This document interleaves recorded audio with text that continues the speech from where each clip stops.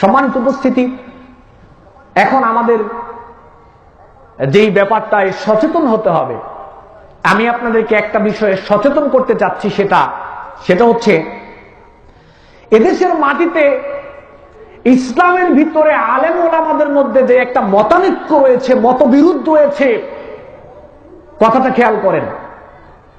আলেম ওলামাদের মধ্যে যে একটা মতবিরোধ রয়েছে, মত পার্থক্য রয়েছে, একটা হিংসা বিদ্বেষ রয়েছে, সবাই দাবি করছে আমরাই সঠিক। আমি একটা সূত্র বের করেছি, কারা সঠিক এটা যে প্রচার করে সে বলবে না, কারা সঠিক এটা যে প্রচার করে সে বলবে না, যারা শ্রবণ করে তারা বলবে কারা সঠিক। কিভাবে?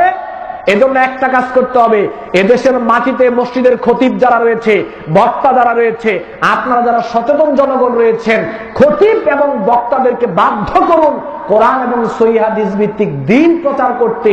কোরআন এবং সহিহ হাদিস ভিত্তিক দ্বীন প্রচার করলে কোনটা সত্য কোনটা মিথ্যা এটা এমনি বের হয়ে যাবে।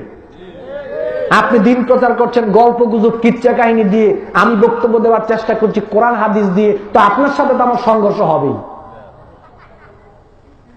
কোরআন হাদিস ভিত্তিক বক্তব্য চালু করেন। মসজিদের সভাপতি যারা রয়েছেন, সেক্রেটারি যারা রয়েছেন, মসজিদ কমিটি যারা রয়েছেন, খতিব সাহেব যখন মিম্বরে দাঁড়াবে, দাঁড়ানোর পরে হাতের মধ্যে কোরআন নিয়ে সভাপতি খতিব সাহেবের হাতে তুলে দিয়ে বলবেন, হুজুর কোরআন থেকে আলোচনা করেন, ধর্ম জানতে চাই।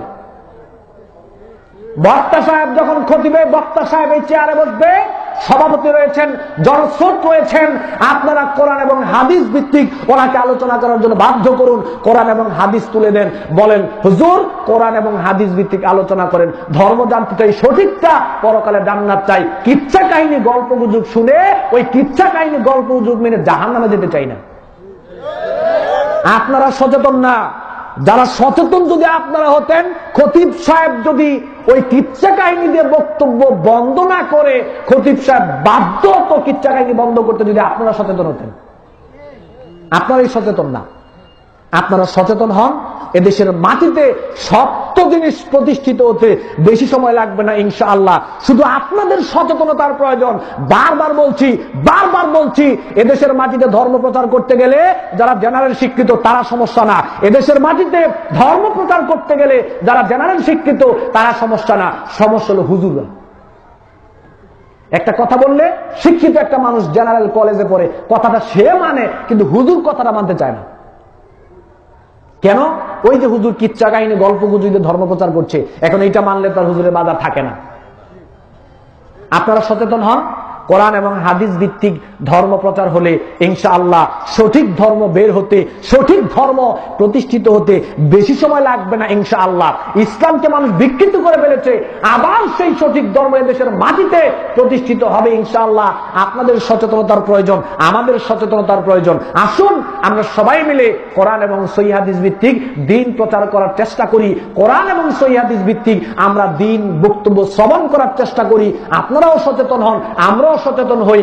দুই দলের সংমিশ্রণ ঘটলে ইনশাআল্লাহ আমরা সফলতা অর্জন করতে পারবো। আল্লাহ রাব্বুল আলামিন আমাদেরকে তৌফিক দান করুন। আমরা বলি আমিন। ওয়া আখিরু দাওয়ানা আলহামদুলিল্লাহি রাব্বিল আলামিন। সুবহানাকা আল্লাহুম্মা ওয়া বিহামদিকা আশহাদু আল লা ইলাহা ইল্লা আনতা আস্তাগফিরুকা ওয়া আতুবু ইলাইক। ওয়াসসালামু আলাইকুম ওয়া রাহমাতুল্লাহি ওয়া বারাকাতুহু।